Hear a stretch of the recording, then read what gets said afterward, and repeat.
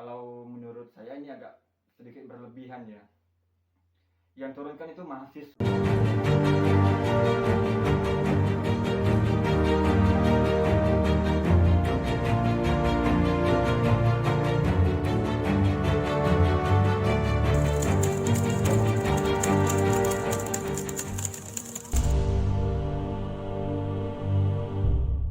Ya, assalamualaikum warahmatullahi wabarakatuh. Salam hangat, salam pergerakan.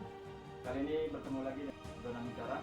Part 3 ini saya ingin memberikan sedikit tanggapan mengenai pergerakan teman-teman mahasiswa yang aksi pada 11 April kemarin di DPRD Provinsi Kepulauan Riau. Saya tidak tahu pasti bagaimana persiapan teman-teman mahasiswa yang ada di luar sana, mulai dari persiapan konsolidasi, kemudian komunikasi dan interaksi bersama mahasiswa yang lain dalam rangka upaya untuk mengumpulkan massa aksi demo pada 11 April 2022. Di luar daripada itu, saya hanya ingin memberikan tanggapan atau komentar berdasarkan beberapa berita media online yang sempat saya baca. Pertama dari ulasan.co, ya ini salah satu media online yang saya percayai di Tanjung Pinang.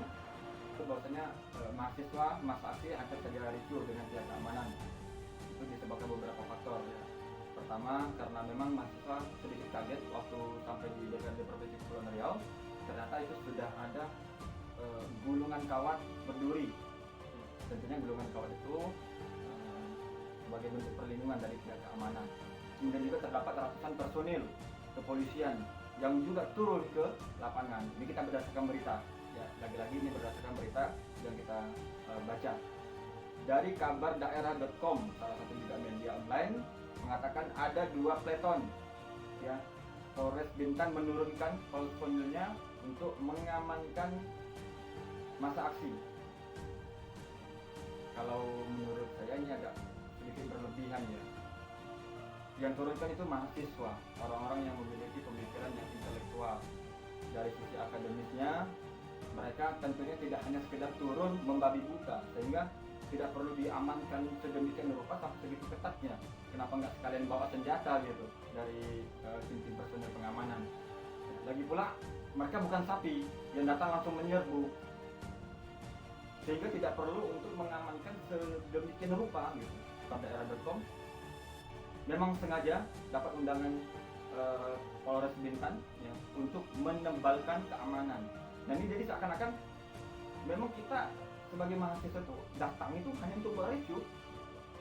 Walaupun memang itu sudah bagian daripada skenario aksi demo ya. Tetapi bukan itu yang menjadi tujuan utama para mahasiswa. Ratusan personil aparat keamanan itu diturunkan di lapangan, TNI, Polri, kemudian juga ada Satpol PP untuk mengamankan, lagi-lagi untuk mengamankan mahasiswa yang sedang melakukan unjuk rasa di DPRD Provinsi Kepulauan Riau.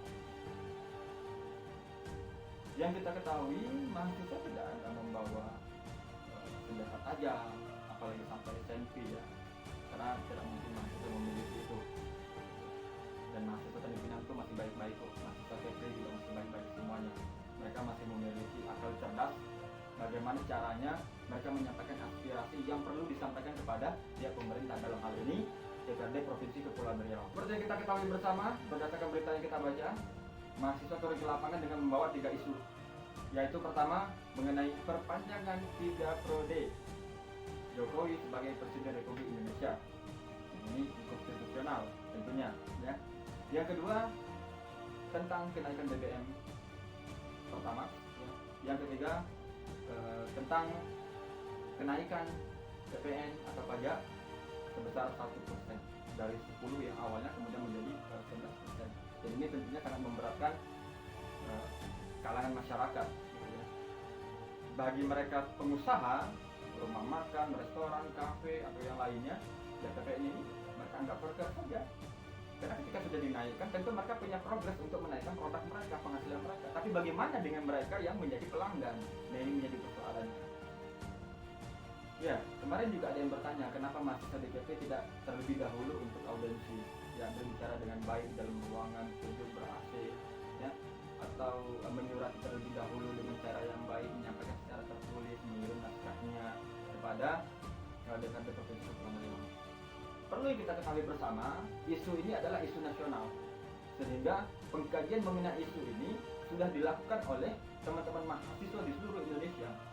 Jadi kita dari pusat ya, atau mahasiswa di ibu kota sampai ke daerah itu sudah mengantongi isu yang sama, ya, mengantongi isu yang sama, karena ini isu nasional. Jadi saya kira kalau seandainya tanpa melalui adanya audiensi, pemerintah daerah sendiri sudah mengetahui apa yang akan mereka terima dan apa yang harus mereka lakukan. Menjelang aksi saling dorong-mendorong ini yang memanas, kemudian tidak lama setelah itu, berselang waktu, 3 orang anggota dewan datang menemui teman-teman mahasiswa di lapangan.